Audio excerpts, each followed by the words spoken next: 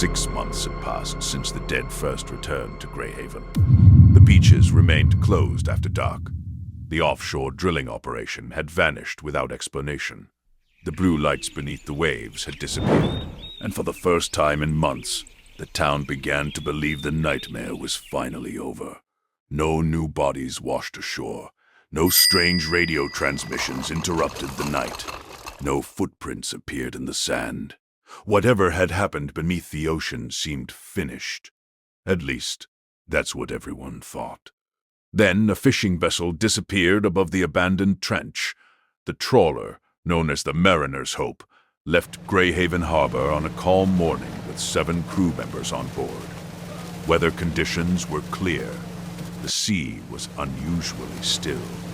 When the vessel failed to return that evening, search teams were deployed immediately. For 3 days, there was no sign of the crew, no distress signal, no wreckage, no emergency beacon, nothing. Then, just before dawn on the 4th morning, the vessel reappeared. It drifted silently into the harbor. At first, rescuers believed they had found survivors. The crew was standing on deck, all 7 of them perfectly still, watching the shoreline. When the Coast Guard boarded the vessel, they discovered something deeply unsettling. Every crew member was alive. Their hearts were beating. Their lungs were functioning. Their eyes followed movement around them. Yet medical examinations revealed something impossible. None of them had eaten. None of them had slept.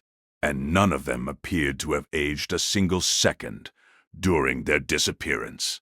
Blood samples revealed traces of seawater moving through parts of their circulatory systems. Doctors could not explain how they remained alive. Whenever investigators asked what happened, the crew provided the same answer. Every single time. We were shown the bottom, nothing else. The phrase appeared in interview transcripts, medical reports, and psychiatric evaluations. No matter how the question was asked, the response never changed. We were shown the bottom. As public concern grew, federal authorities quietly reopened the investigation into the trench. This time, they sent a deep-sea research expedition. Officially, the mission was classified as an environmental survey. Unofficially, its purpose was far more disturbing. They wanted answers. The expedition launched 2 weeks later. An unmanned submersible was lowered into the trench. Its cameras transmitted live images back to the research vessel above. At first, everything appeared normal. Dark water, rock formations, clouds of drifting sediment. The descent continued for hours. Then the cameras found something. A shape, standing upright on the seabed. At first, researchers assumed it was debris. Then another appeared, and another, and another.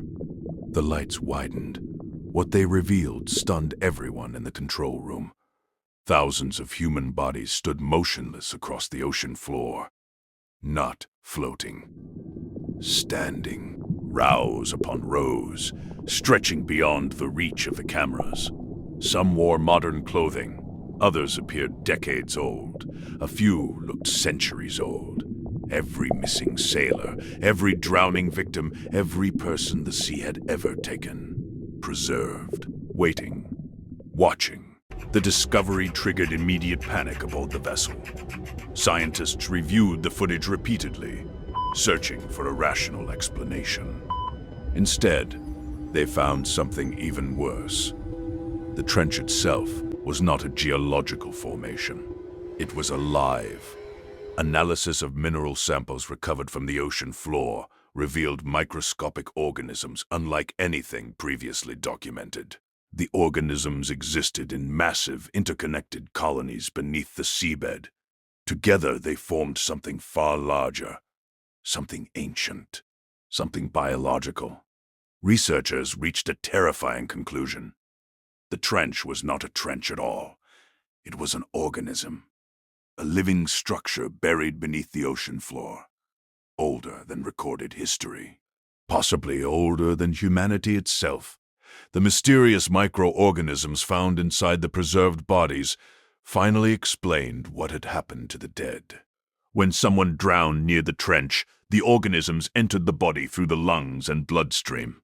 Instead of allowing decomposition, they repaired damaged tissue. They halted decay. They preserved every cell, every organ, every memory. The victims never truly died. They were kept suspended between life and death, stored beneath the ocean, catalogued, remembered. At first, scientists believed the creature was feeding, but the evidence suggested something entirely different. It wasn't consuming humans. It was collecting them, studying them, learning from them. The preserved bodies were not trophies.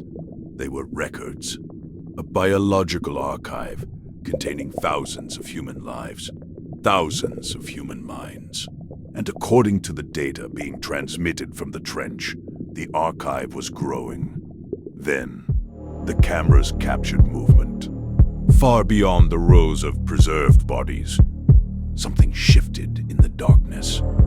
At first, it appeared to be a distant underwater ridge. Then, it moved again. Slowly, deliberately. The scale was impossible to comprehend. Researchers estimated the object was larger than a mountain, larger than the entire trench itself. The preserved bodies surrounding it suddenly began turning in the same direction, as though responding to a command. The cameras followed their gaze, and, for the first time, the trench opened. Researchers expected a cavern, a fissure, a mouth. Instead, they found an eye, an enormous eye emerging from the darkness beneath the seabed. Ancient, motionless, watching. The control room fell silent. No one spoke. No one moved. Then, the transmission began to fail. Static flooded the screens. Communication systems malfunctioned. Alarms activated throughout the vessel. The final moments of footage became fragmented and distorted, but one last audio recording survived. A researcher could be heard speaking into a microphone. His voice trembled. They weren't preserving the bodies. Several seconds of static followed.